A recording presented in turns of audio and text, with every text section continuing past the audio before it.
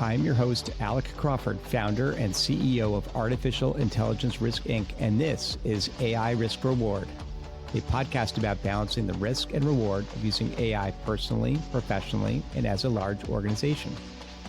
We will discuss hot topics such as, will AI take my job or make it better? When I ask ChatGPT work questions, is that even safe?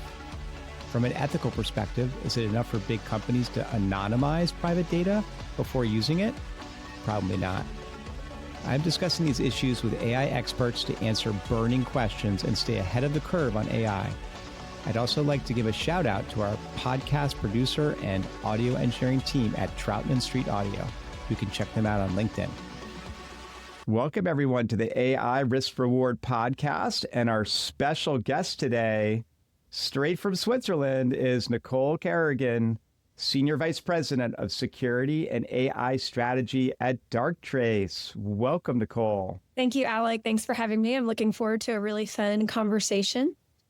Yeah, this is going to be awesome. I mean, I think the theme for the show really is that we're going to need AI to defend against the AI that the bad guys are using, right? I mean, super, super important. But first, let's kind of more go into your background. Like, how did you get started in technology? Are you a technologist? What did you do in school? I did get a degree in computer science engineering way back in the day, but that was kind of a windy road there as well. So I actually was a modern dance scholarship recipient to a couple universities. Wow. And I had a wonderful computer science teacher in high school. This is back where we were doing Pascal and Fortran. And she was like, actually, I think you're really good at this. You need to pursue this. There's an opportunity at NASA. You can go ahead and start working there. Let me put you forward. I said, okay, that sounds great. So I get the job at NASA. I'm 17 years old. They're paying something insane, $17 an hour. I mean, this is in the 90s. I thought I was living the big life. And they look at me and they're like, if you get a degree in computer science engineering or aerospace engineering, we will keep you employed all throughout college. And then I looked at what dancers, modern dancers, ballet dancers would make. And I was like, maybe I should reconsider this. And so I did. I ended up changing my degree, changing what university I went to just to get a better computer science engineering degree.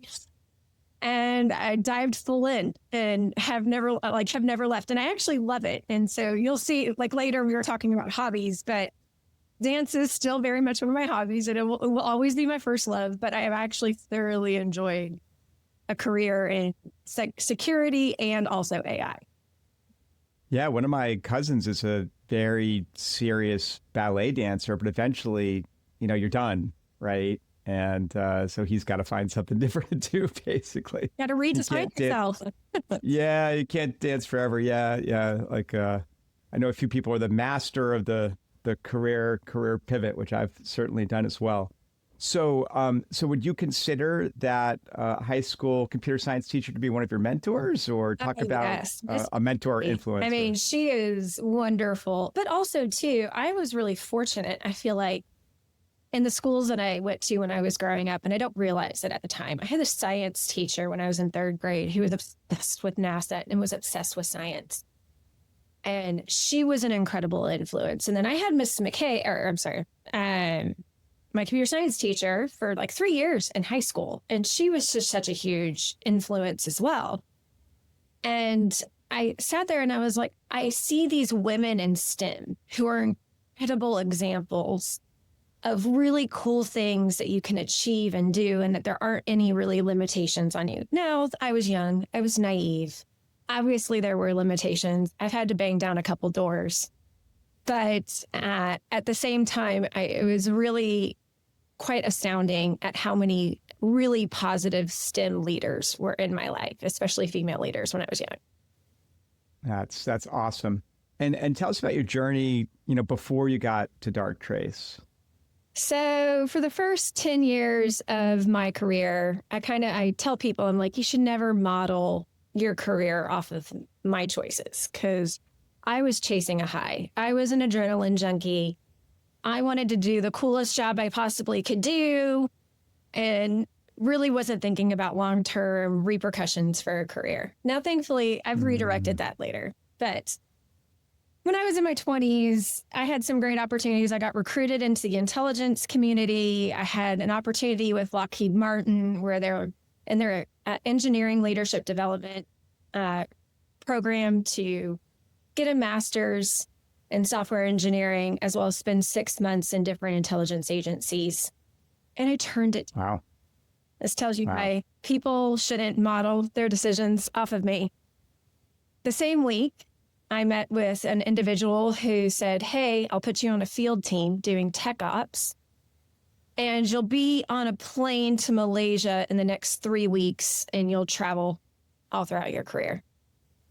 Wow. So I turned down their good career opportunity to chase the high. And I did that for 10 years. And I loved it, like absolutely loved it. This is how I got into security before security was a thing. Obviously, in the intelligence community, security was always a thing. So they were at the cutting edge, tip of the spear of cybersecurity. I was hacked when I was in 2003 in another country. Won't say too many details about that. That kind of spurred my direction a little bit more too in tech ops. And I did that for about a decade.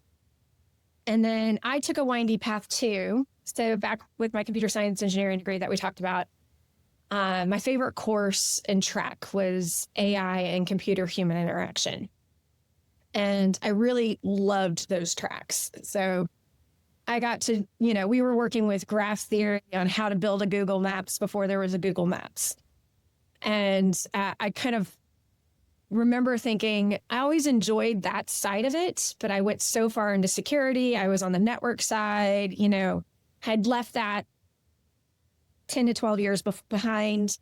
And I got an opportunity to work with a really big data aggregator who did government work, who also did commercial work, who did security work, but also was really big into data science, data engineering, going into machine learning. And that was pretty early on in that. So I joined them in 2011. So before AI was the big boom, I kind of made the detour back into that area. And I make jokes that I kind of just stumbled into the hot topic before it was the hot topic. And it was by no means planned. It was 100% fortuitous. I would say it was probably out of boredom, passion, and just wanting to learn new skills. Yeah, I totally get it. Yes, you said something interesting, which I want to follow up on, which is people shouldn't model their career on yours and even make the best decisions.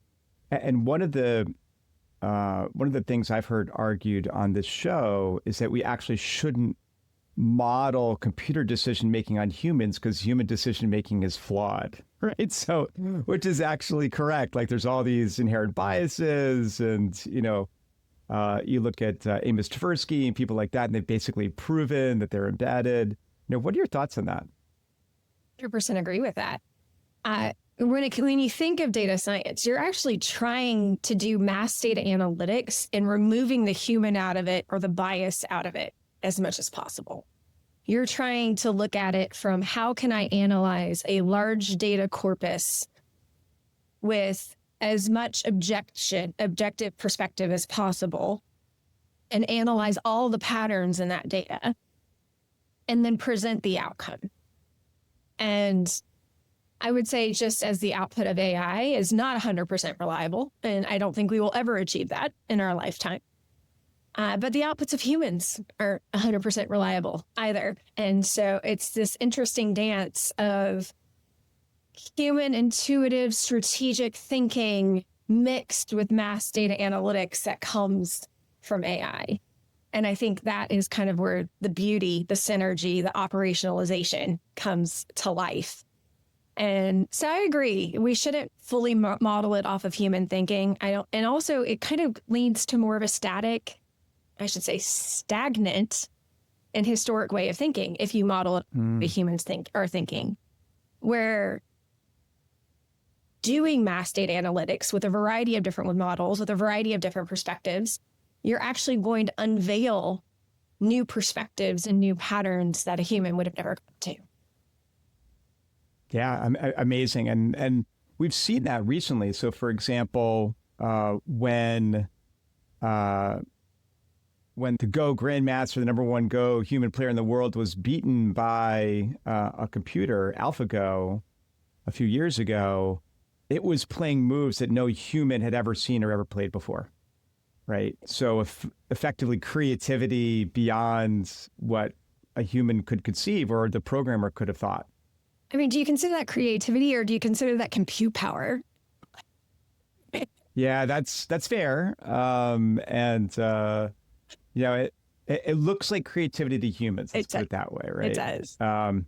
So pushing the AI theme some more. Look, the absolute hot button right now is agentic AI. Everybody's talking about model context protocol and AI agents, and one may have slightly different definitions there. So I'd like to hear what you consider the definition of an AI agent, and then maybe a little discussion around them achieving autonomy, and then how we should think about that in terms of how we should judge them in terms of interpretability and control and accuracy and safety and security, things like that. So let's just start with what's your definition of an AI agent? It's a great question. So an AI agent, so it kind of falls back to just what an agent was in general when it comes to computer software engineering.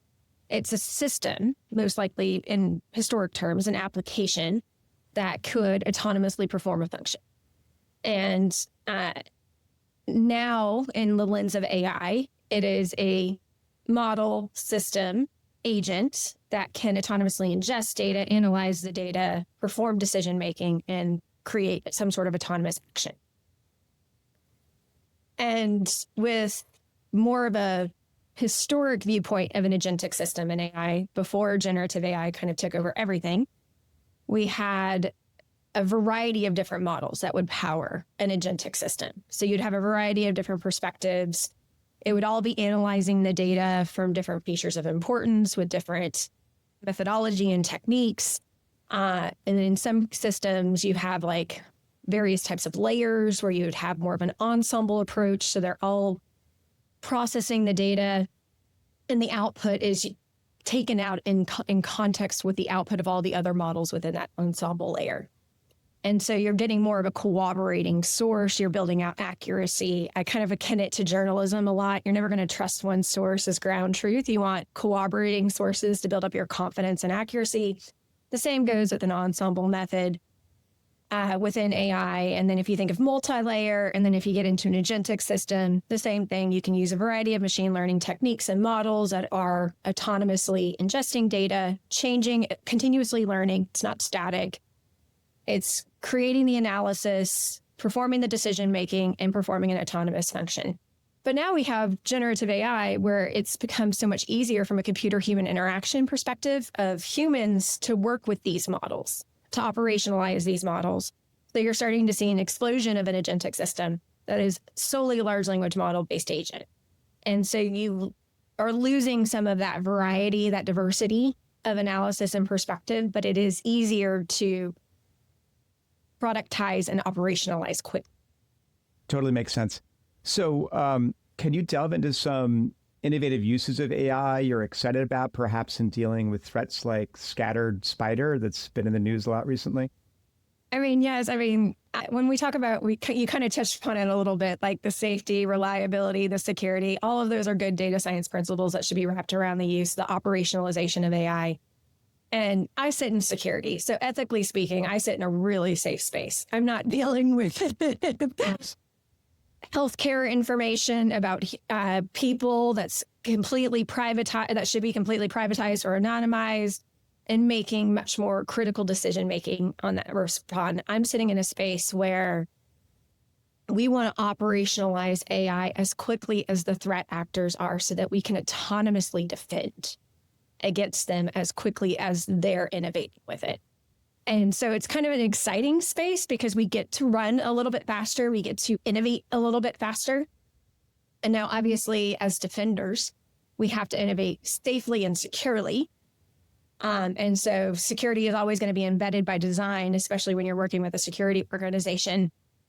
But to be able to build autonomous systems. I mean, when we talk about agentic systems, ultimately that's just trying to achieve autonomy.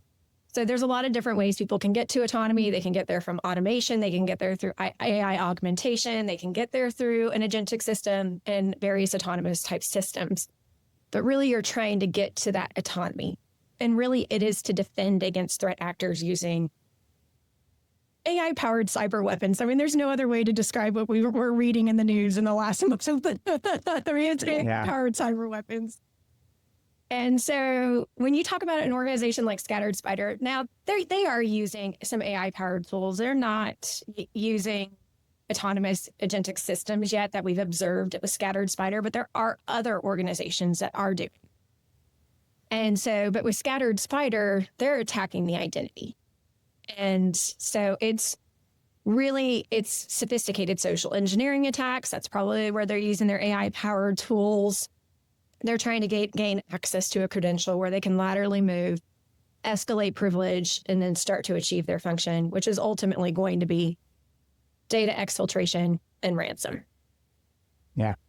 And so to protect against that, we have to be able to respond in machine speed. Like we have to take the human out of the decision loop in order to take that autonomous function.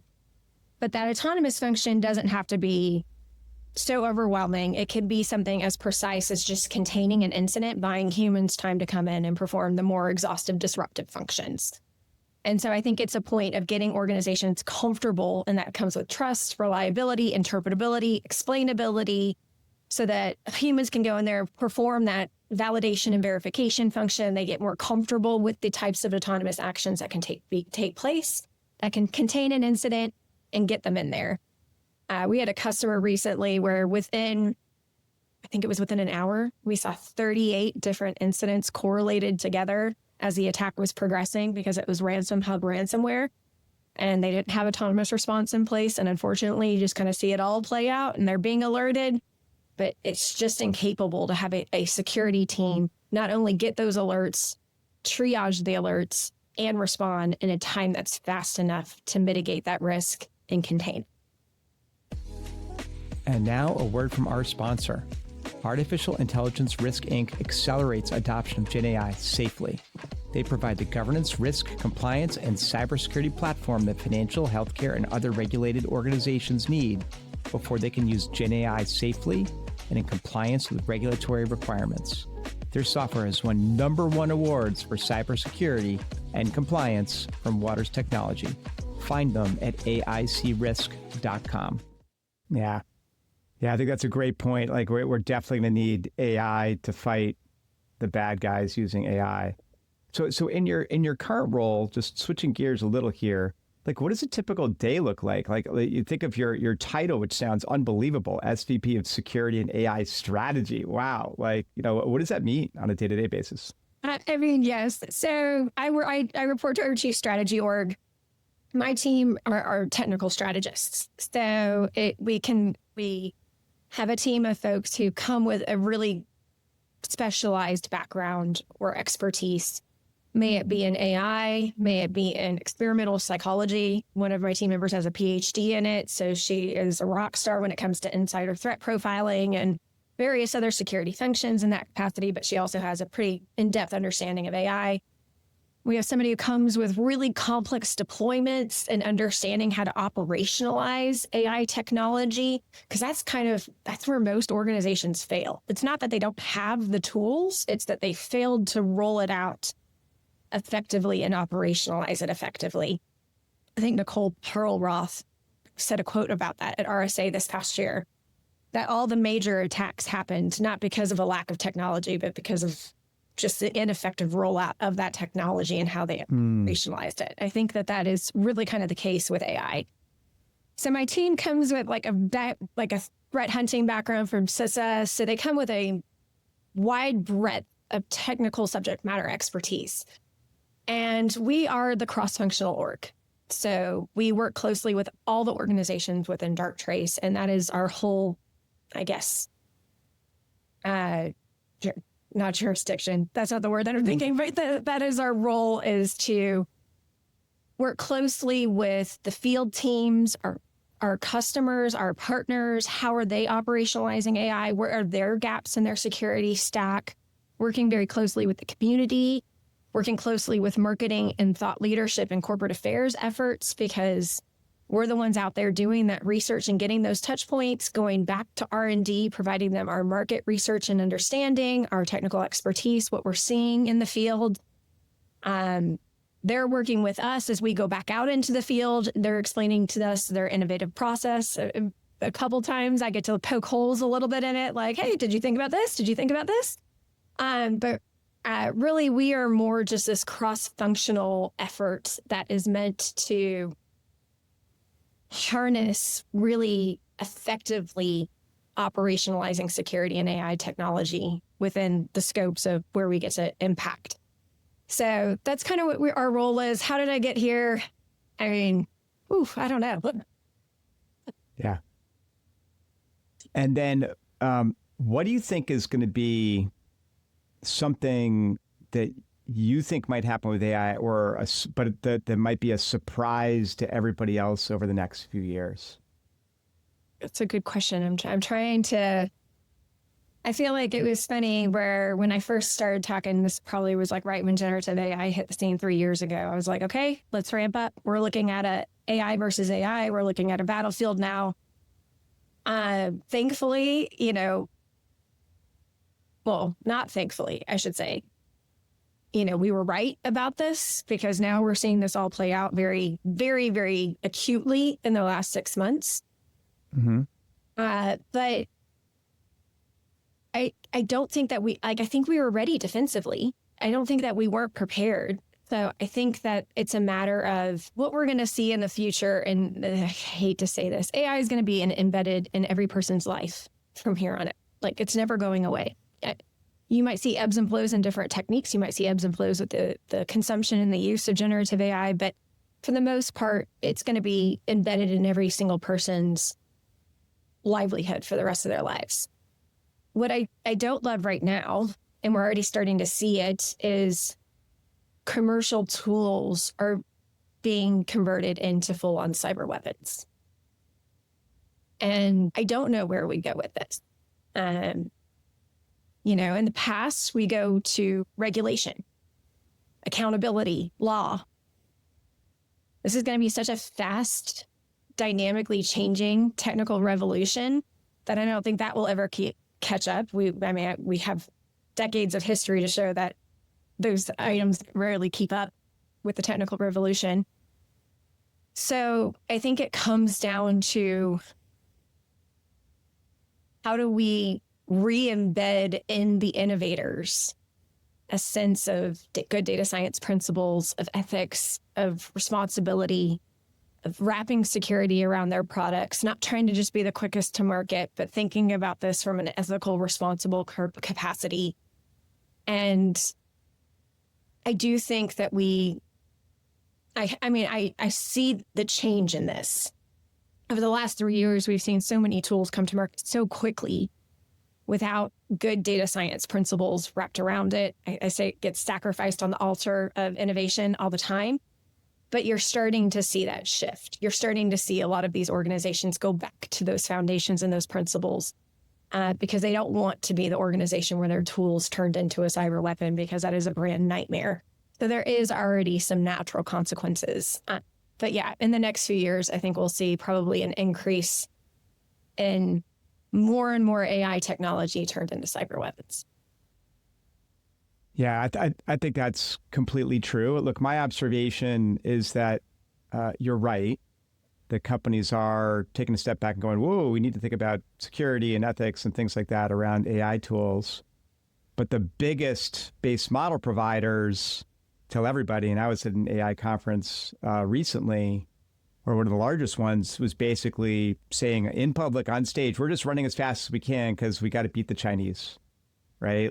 And that's their excuse to not follow all the AI safety principles and run over the rule of law. Like, oh, well, yeah, we just took every copyrighted book in the world and incorporated it, so kind of like break things, break the law, like kind of run over ethics and kind of, well, we'll deal with that later. Right. And I don't see that changing anytime soon without regulation, to be honest, in the US, where they just have to say, look, if it costs us a month, maybe it's, we're a democratic society. How about following the laws, And I just read it today, so I'm not well educated on it, but I am, there's stuff that's like, hey, they're going to have a sandbox rule that protects innovators from any type of consequence, essentially, in the US. And yeah, there is a lot of probably much more global implication there. And I think we need to get our arms wrapped around that a little bit faster so that we can prepare against that. Yeah, I think what it also means is that effectively what the largest model providers are doing is saying, hey, we're going to effectively delegate or outsource security or compliance or things like that to companies like yours, Darktrace, and companies like mine, Artificial Intelligence Risk, because all they want to do is build bigger and better base models as fast as they can, basically. I think it's a really interesting point that you mentioned, that they said that, well, we have to build it as fast as we can because we're competing against the Chinese. And when I look at the cyber threat landscape, and this is what's very different from when I was in government, we knew the terms of engagement. We knew cyber warfare. We knew what we could and could not do. There was unspoken diplomatic rules of engagement. But over the last 15 years, you're seeing financially motivated threat actor, organized crime group, and now a group of teenagers wreaking havoc, scattered spider. And so you're racing against one nation state to get to some sort of achieved goal when we're talking about the cyber landscape, the threat landscape. Cyber warfare is so much more complicated, and it's not just us against one country. And you think of ethical implications of that, like we need to be maybe more evolving our viewpoint on what the actual terms of engagement should be for production level tools that can be turned into cyber weapons. Yeah. So for you and your team, advice to hypothetical listeners here, what are some great reading sources or recent white papers or anything you recommend, especially on the cybersecurity side? Being great podcasts like AI Risk Reward. Don't worry, he didn't pay me to say that. I think it depends on the mode, like the mode that people learn best in. I feel like podcasts are really great for audio learners. I think I mentioned too that I'm a big proponent of the Medium because it has multiple interactive modes of learning when it comes to the research that they publish, as well as the white papers that they source on archive. But you can have it read to you. You can have it more visual with graphs and I like anything that provides kind of a very unique learning style. Crash Course is a favorite. They make learning really fun. It's free. I love their, their series on neural networks. It's silly, but it helps to like land topics really well with the end consumer. And pick up a textbook. Pick up,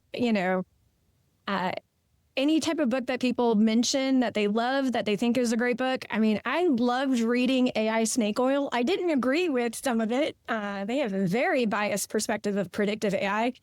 But I do think that even when you have a challenging viewpoint that you're learning, it's actually really good to hear those viewpoints and those perspectives, because ultimately you're going to come up with something better just by opening and listening to those challenging perspectives. So I think there's a lot out there. I was chatting about this with an internal leadership team yesterday that, the top 20% performers of an organization, they don't need to be guided. They're just going to go out and learn. Like, they're going to just open up Google or open up your favorite browser, your favorite search engine, whatever it may be, and they're just going to go and find something, and they're going to go and learn. Your good performers, they're hungry, they want to learn, but you need to point them to the right resources. You need to guide them to where they need to go. And I feel like there is almost an element of maturity too, at least with myself. And I know I'm coming with my own biased perspective, but in my 20s, I needed to have a little bit more guidance and nudging. but now as like a person who actually just thoroughly enjoys learning, a browser, a search engine, a couple good websites always go a long way. Yeah. And now you can ask ChatGPT what those websites are. Anyway, so we're going to pivot to our last section, which is the lightning round, where I mention various things and ask if you think they're underrated or overrated. So having recently moved to Switzerland, I've got to ask you, is Switzerland, living in Switzerland, underrated or overrated? Oh, goodness. I would say probably still underrated.